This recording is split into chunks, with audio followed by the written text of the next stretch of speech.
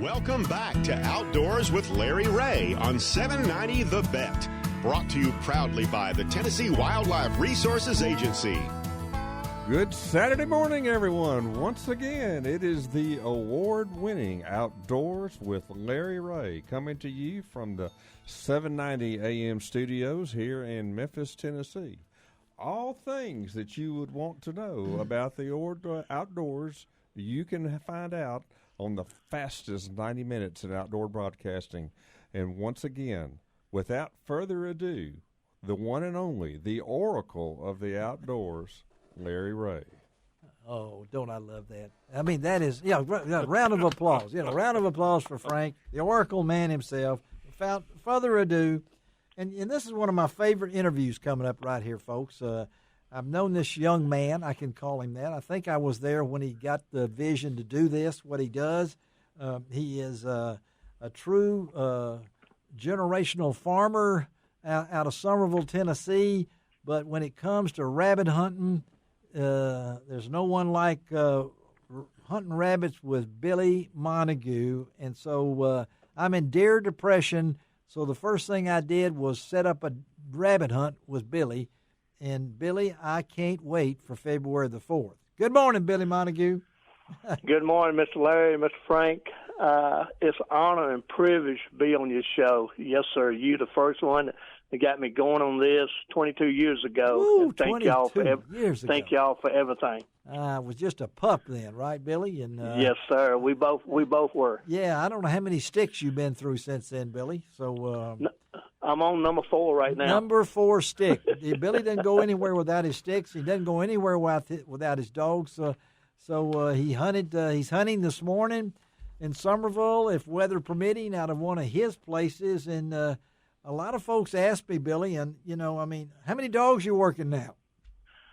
We have 22 dogs we working on. We hunt 12 to 14 at a time. And tell me how you select which dog works, and can you tell when that dog's going to be good? Now, Frank, you're listening up now, Frank. These are beagles. I know they're not retrievers. Right, he's a dog guy. He's a dog guy. That's okay. So tell us, when do you know a dog's going to be a good rabbit chaser?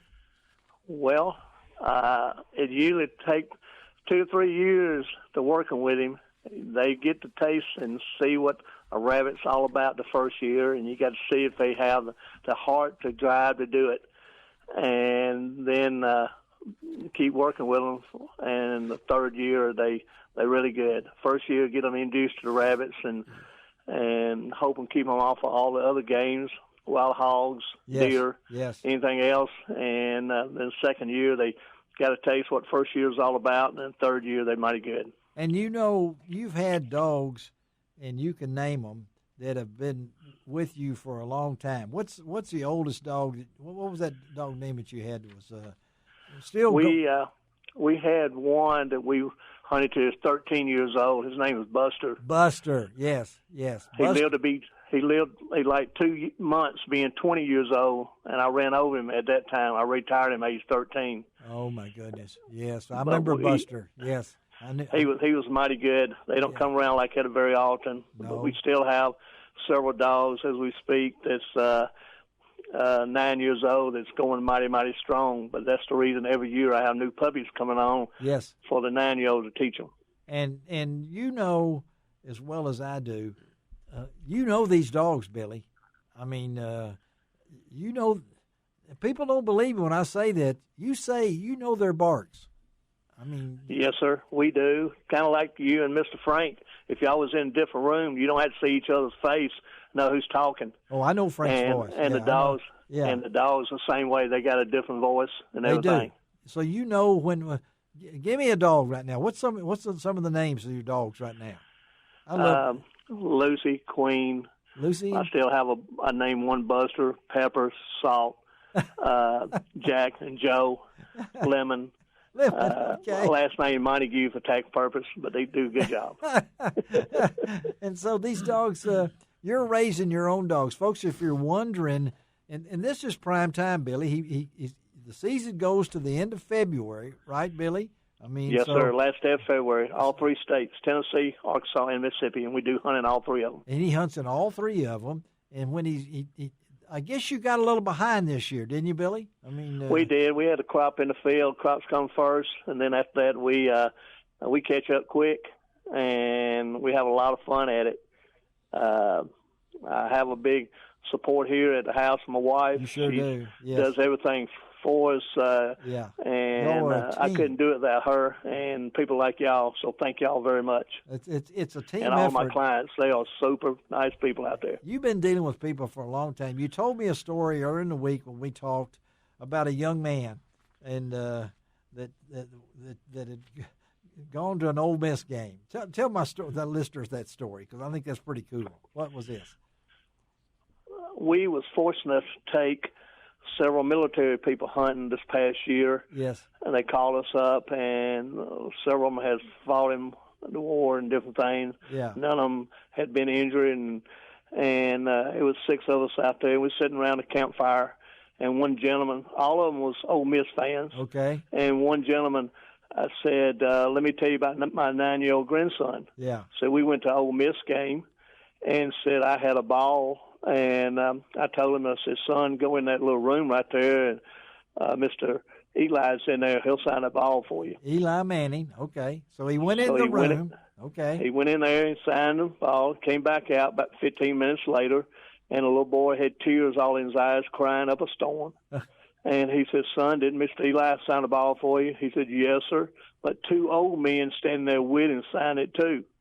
And he looked at the ball, and it was Peyton and Archie. All right. Is that not a great story? And Billy has these stories, folks. If you haven't, you need to hunt with Billy. You got any openings, Billy? Or are we running? Are we got yes, some sir. slots? We do have several openings, weekdays and some weekends. We have got a lot of bookings, but we do have a lot of openings, and most especially with deer season wound down and yes. duck season winding down. People want me to come, and everybody's been so nice to us.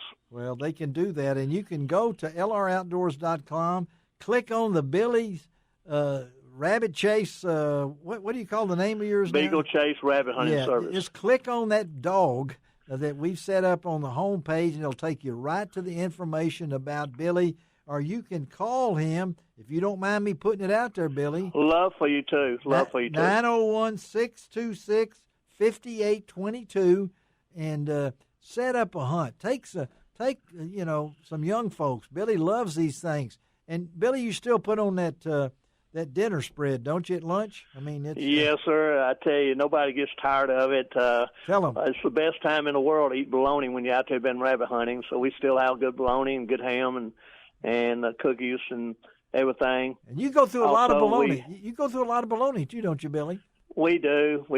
But I really like that John Morrell. Everybody brags on the John Morrell bologna, and we get it at the local store here, and yes. It is very good. Yeah. And it probably wouldn't taste as good at home, but it does when you're out there hunting. It does taste. It tastes better, Billy. I don't know how you do it and everything. And I'm excited. On February the 4th, I'm going to get a chance to hunt with Billy. I'm letting you folks know. I'm going to be at the McCrory Farm out near Whiteville, set up a hunt. Really can't wait. I'm bringing one of my buddies along that's never rabbit hunted before. Oh, wow. And so wonderful. I've told him not to shoot the mockingbird. Okay, Billy? I mean, tell him that. What about a coon in a hole that we got to get out with a stick? I'm not going in there for that either. I'm not going to do that. You remember that time we did? Yes, I was there, Billy. Billy usually comes up with a few battle marks when it happens and everything. But it's a wonderful. Most people grew up, and Frank, you'll know this, and Tony, I know you'll know this, that most of us grew up either squirrel hunting or rabbit hunting before we ever did any kind of other hunting. And Billy has kept this outdoors endeavor of rabbit hunting alive simply because of his love of his dogs, and he has more fun doing these things. Isn't that what you call it? What is this? You call it something fun or something? Ain't we having fun or something like that? Or I always said, man, this is fun, but it's so much fun watching people who, you said, have grown up do it, but their kids may have never done it before, and it's fun to watch them. And a lot of time we went on a day with some guys build a mint construction company, and he went out and had his son out there and had his grandson out there, 3 generations. And Mr. Bill been hunting with me over 20-some years, and we had a very successful hunt. And same way on the party that he had with him, it was their boys and their dad, and it was super, super, super. Well, I know that you've been doing this a long time, so the I'm still learning, and also we have puppies we sell. Most people love Beagle puppies, and so many of them goes for pet. If they